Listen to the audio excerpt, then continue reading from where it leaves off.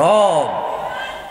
তিনি বলছেন এই পুরো পৃথিবীর মানুষ এবং জিন যদি একটা মাঠে একত্রিত হয়, আর প্রত্যেক জিন এবং মানুষ যদি তাদের যত চাহিদা আছে সব রবকে বলে, রব যত মানুষ আর জিন আছে সবার সব চাহিদা পূরণ করে, রবের ভান্ডার থেকে এতটুকু কমবে না যতটুকু একটা সুই সমুদ্রে ডুবিয়ে উঠে ফেললে কমে। কি রব পেয়েছো বেতুয়ার মানুষ?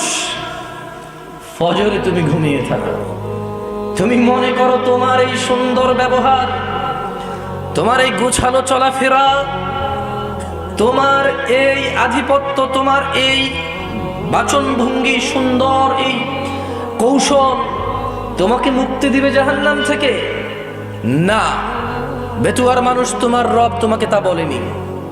বেতুয়ার মানুষ শোনো, তোমার রব তোমাকে বলেছে, ইয়া আইয়ুহাল্লাযীনা আমানু, হে তোমরা যারা ঈমান এনেছো, তোমরা যারা আল্লাহকে এক বলে স্বীকার করো, আল্লাহকে অমুখাপেক্ষী মনে করো, তোমরা যারা স্বীকৃতি দিয়েছো ফেরেশতার উপর, যদিও তোমরা দেখোনি, তোমরা যারা স্বীকৃতি দিয়েছো রাসূলের উপর, যদিও তোমরা সাক্ষাৎ পাওনি, তোমরা যারা স্বীকৃতি দিয়েছো আসমানি কিতাবের উপর, যদিও তোমরা দেখোনি।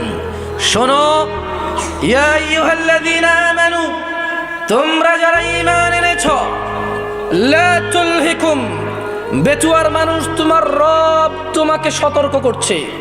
বেতুয়ার মানুষ ভেবে নাও, তোমার রব যদি তোমার বিরুদ্ধে যায় তোমাকে কে আশ্রয় দিতে পারবে? বেতুয়ার মানুষ ভাবো, এই জীবন বিলাসিতা, যতক্ষণ নিঃশ্বাস চলে ততক্ষণই রবের প্রিয় হওয়ার সম্ভাবনা থাকে। যতক্ষণ জীবিত আছো এই মস্তিষ্ক কাজ করে। বেচুয়ার মানুষ দেখো, জীবিত থাকলেও মানুষের মস্তিষ্ক কাজ করে না, ব্রেন স্ট্রোক করে।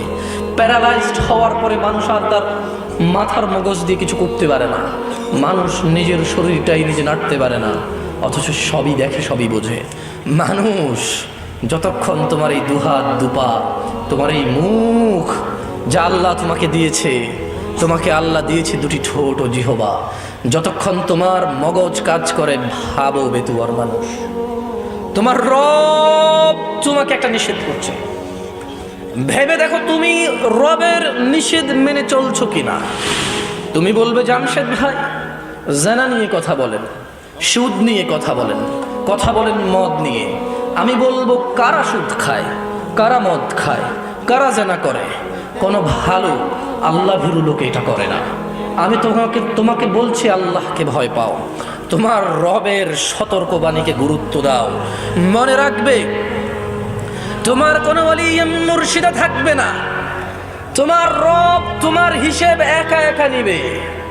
মনে রাখবে, তোমার কোনো ওলি মুর্শিদার নাম কোরআনুল কারীমে নেই, নেই কোনো হাদিস গ্রন্থে যাদের নামে তুমি মেতে ওঠো, জীবন জীবিকা চালাচ্ছ যাদের পথে। একটু কোরআন খুলে দেখো। খুব একটা খারাপ কথা তোমাকে বলছি না, তোমাকে কোরআনুল কারীমই পড়তে বলছি। আমার পক্ষে সম্ভব নয় তোমাকে সব বলা, বুঝানো তো সম্ভবই নয়। আমার রাসূলও বুঝাতে পারেনি। কেন? তার রব বলেছে, ফাযাক্কির ইন্নামা আনতা মুযাক্কির। ও মুহাম্মদ সাল্লাল্লাহু আলাইহি ওয়াসাল্লাম, উপদেশ দিন, আপনি একজন উপদেষ্টা। লাস্তা আলাইহিম বিমুসাইতির, আপনি এদের কর্ম নিয়ন্ত্রক নন। ইল্লা মান তাওয়াল্লা ওয়া কাফার। সাল্লাল্লাহু আলাইহি ওয়াসাল্লাম, আপনি উপদেশ দেওয়ার পরে যে মুখ ফিরিয়ে নিল, যে আপনার উপদেশ থেকে অবাধ্য হলো, ফায়ুআযিবুহুল্লাহুল আযাবাল আকবার, আল্লাহ তাকে কঠোর দণ্ডে দণ্ডিত করবে। বেতুয়ার মানুষ, তুমি রাসূলের কথা, রাসূলের উপদেশ সাল্লাল্লাহু আলাইহি ওয়াসাল্লাম, রাসূলের উপদেশ না মানলে রাসূলের কিছু যায় আসে না। আল্লাহ বলে দিয়েছে, ওয়া মা আলাইকা আল্লা ইয়াযাক্কা। ও মুহাম্মদ সাল্লাল্লাহু আলাইহি ওয়াসাল্লাম, এই লোকগুলো যদি কোরআন না মানে, হাদিস না মানে, 40 বছর বয়স কোরআন খুলে দেখেনি, তারা মনে করে এটা স্বাভাবিক, তারা মনে করে তারা সব জানে, তারা মনে করে তারা রব চেনে, রবের কথাই যে পড়েনি। এখন বলবে, আপনি কি তারা সব জানেন? আরে আমি কিভাবে সব জানবো বলো? আমি তো টুকটাক পড়ি, কিছুই জানি না তেমন। যা জানি তুমি নিয়ে এসেছো কথা বলার জন্য, নিজে জানি তাই বলে যাব। আমি তোমাকে বলছি, তোমার রবকে তুমি চেনো কিভাবে?